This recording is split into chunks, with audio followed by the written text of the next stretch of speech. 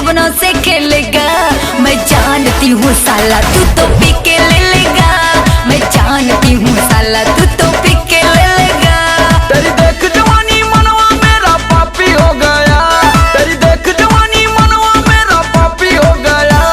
अब ले लेने दे, अब ले लेने दे, अब ले लेने दे डार्लिंग लेक्चर काफी हो गया।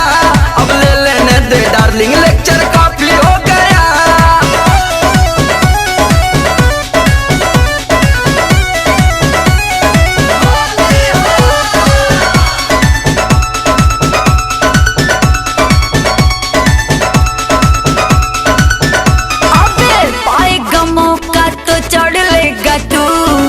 मेरी जवानी को पढ़ लेगा तू।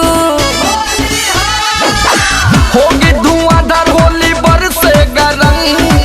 भीगेगा गोरी तेरा गोरा गोरा अंग। ढोड़ी में मेरे तू अपना सुजा को देगा। ढोड़ी में मेरे तू अपना सुजा को देगा। मैं जानती हूँ साला तू तो पी के ले लेगा। मैं जानती हूँ साला तू तो पी के ले लेगा।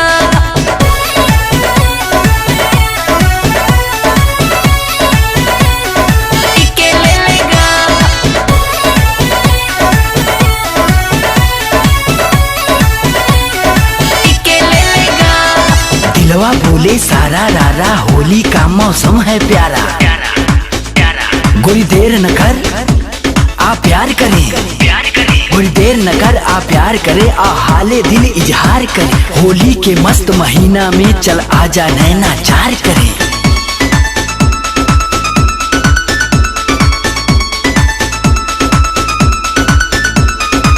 मानेगा नहीं बड़ा जिद्दी है तू। गड़बड़ करेगा साला मुड्डी है तू। होठों का रस अपने चख लेने दे। पिचकारी लहंगे में रख लेने दे। रंग बिरंगी मेरी पूरी बॉडी करेगा।